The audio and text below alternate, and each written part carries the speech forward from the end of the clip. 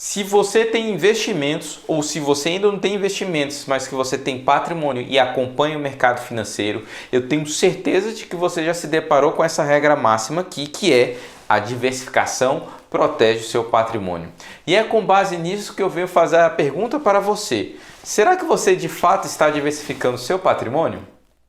Olá investidor, olá investidora, seja bem-vindo ao canal DBR Finanças e Patrimônio, onde você aprende a como realizar um bom planejamento patrimonial familiar que vai proteger você, o seu patrimônio e que seu patrimônio ainda vai continuar crescendo.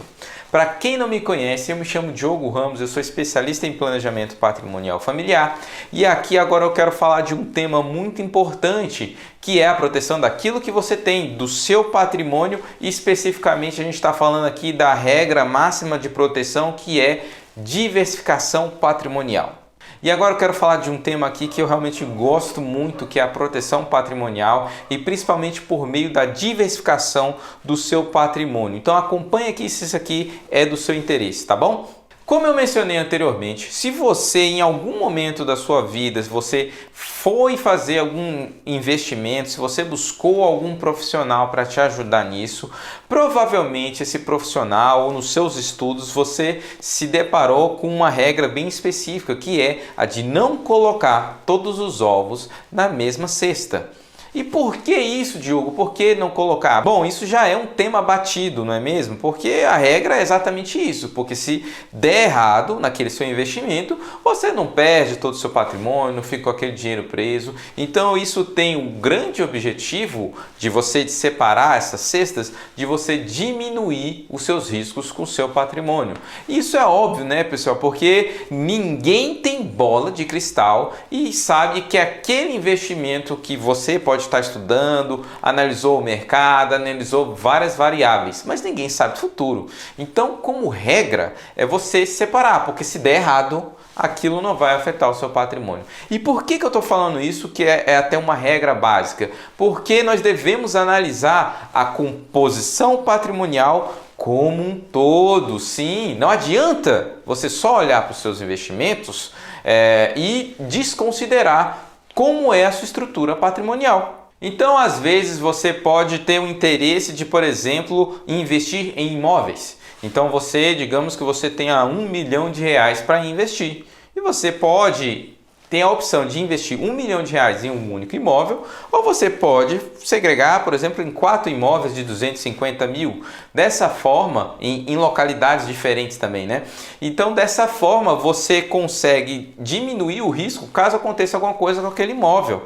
E não estamos falando de perder o imóvel não, mas assim de uma certa valorização ou não daquele imóvel. Isso também pode ser relacionado também em relação aos aluguéis recebidos. Então, de uma certa forma, você consegue diminuir aqueles riscos que podem afetar o seu patrimônio e a sua renda. É por isso que é uma regra básica, não só nos investimentos financeiros, mas em toda a sua vida, em todos os investimentos que você vai fazer. Bom, dito isso, quando as pessoas vão estudando cada vez mais sobre diversificação patrimonial, as pessoas vão analisando não só aquele ativo em si, mas sim os outros ativos que ele pode realizar um investimento. Se uma pessoa investe no mercado de ações, ele vai analisar um banco X ou um banco Y, e não só um banco X e um banco Y, ele vai analisar os dados de fundamentalistas, como caixa, se gera lucro nos últimos 5 anos, se esse lucro está crescendo, se está distribuindo os dividendos. Você faz toda a análise,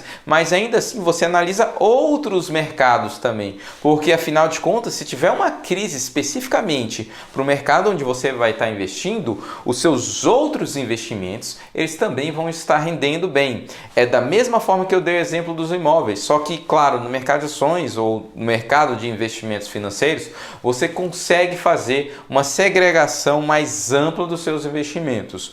Ora, então, o que eu quero dizer é o seguinte, nós estamos aqui analisando várias questões sobre os riscos, você analisa o mercado, separa os setores, separa os tipos de ativos, separa até as classes de ativos, e agora as pessoas estão se deparando com um negócio. Bem, se eu posso fazer essa separação de ativos financeiros, por exemplo, dentro do Brasil, em vários tipos de ativos, como é que eu poderia fazer para separar meu patrimônio e investindo em outras economias? Você já parou para pensar sobre isso?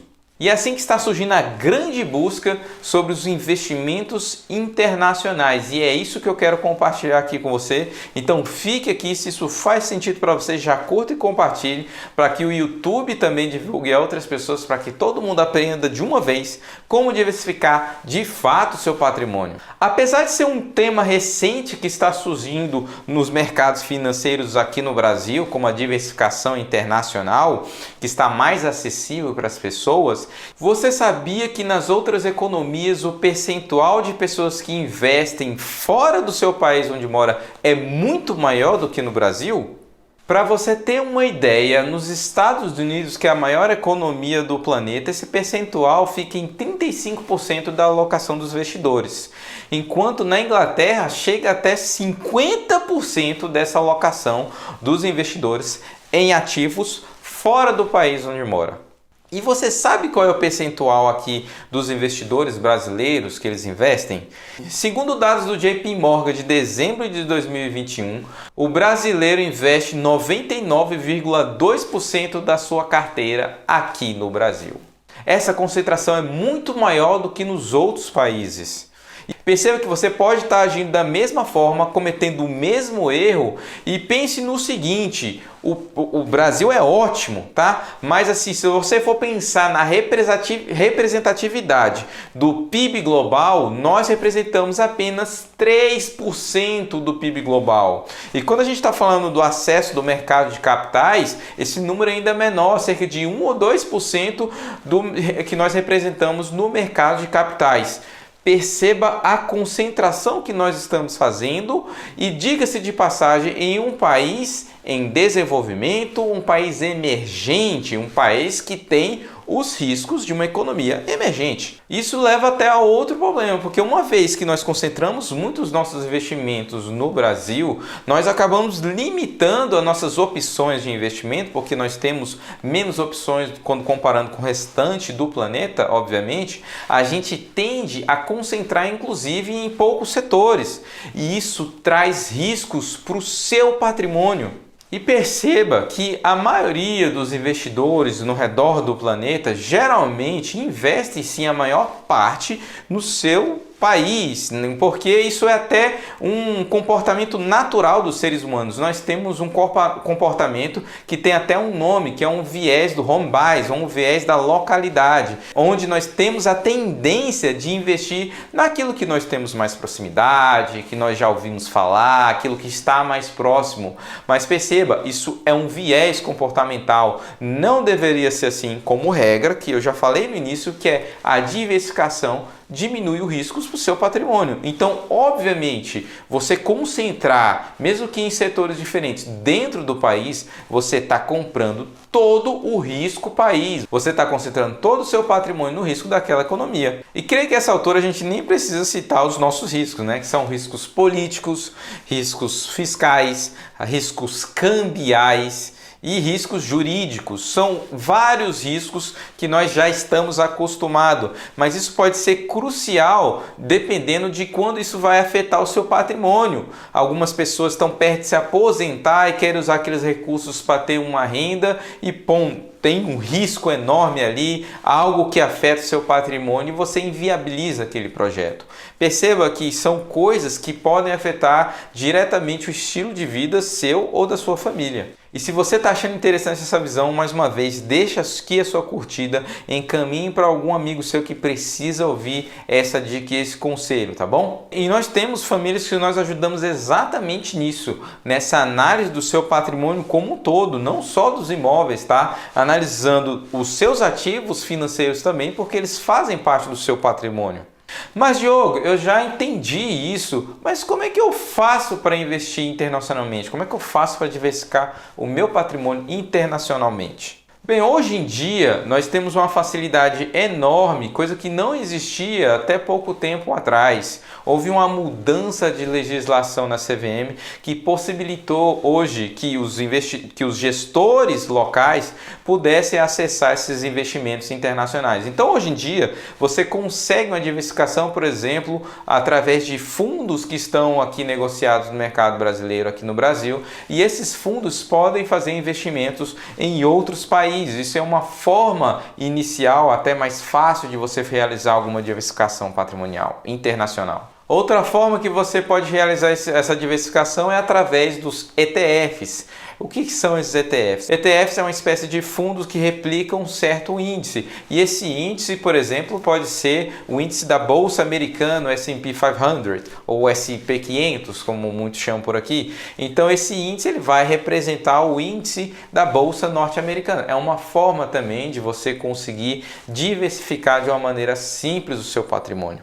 Outra forma também que você pode diversificar é através de BDRs. Os BDRs são papéis que você pode comprar aqui na Bolsa Brasileira e que eles representam exatamente um papel numa Bolsa norte-americana. Então você pode comprar uma BDR da Amazon, por exemplo, e você pode estar investindo de uma forma quase que direta, uma forma indireta, pela Bolsa aqui brasileira no papel da Amazon. Isso é uma forma, obviamente, que você tem que fazer o estudo e analisar todas as empresas para fazer se faz sentido para você e se você também tem um apetite ao risco. E você também hoje pode diretamente investir nesses papéis, sem ser por meio de BDR. Hoje em dia é muito fácil e até gratuito você abrir uma conta em um banco ou uma corretora diretamente no exterior e lá você pode ter uma gama muito ampla de ativos, muito mais do que essas BDRs que são negociadas aqui na Bolsa Brasileira. Lá você pode ter acesso a uma gama maior de ações e também até de ETFs.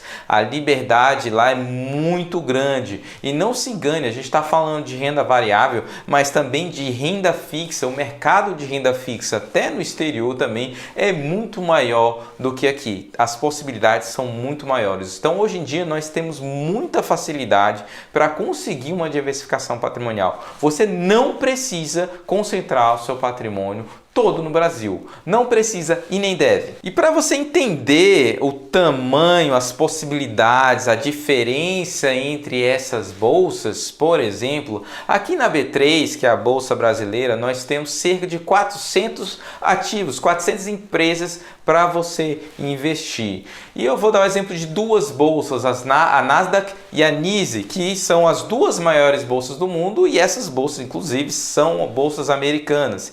Essas bolsas são as maiores do planeta. Então, juntas, você pode ter acesso a quase 6.000 ações.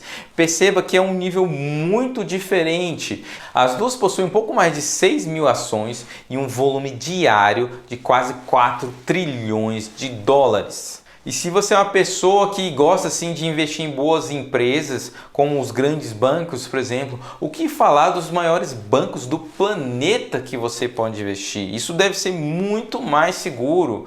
Ou até mesmo você queira algo mais arrojado, algo que possa crescer o seu patrimônio de uma maneira mais rápida, e você tem o perfil para isso, é claro. Lá você pode escolher as melhores ações que estão despontando agora em relação à tecnologia. Você consegue investir em empresas que pagam dividendos há mais de um século, como a Coca-Cola, por exemplo. Então, a percepção das possibilidades dos investimentos são muito maiores.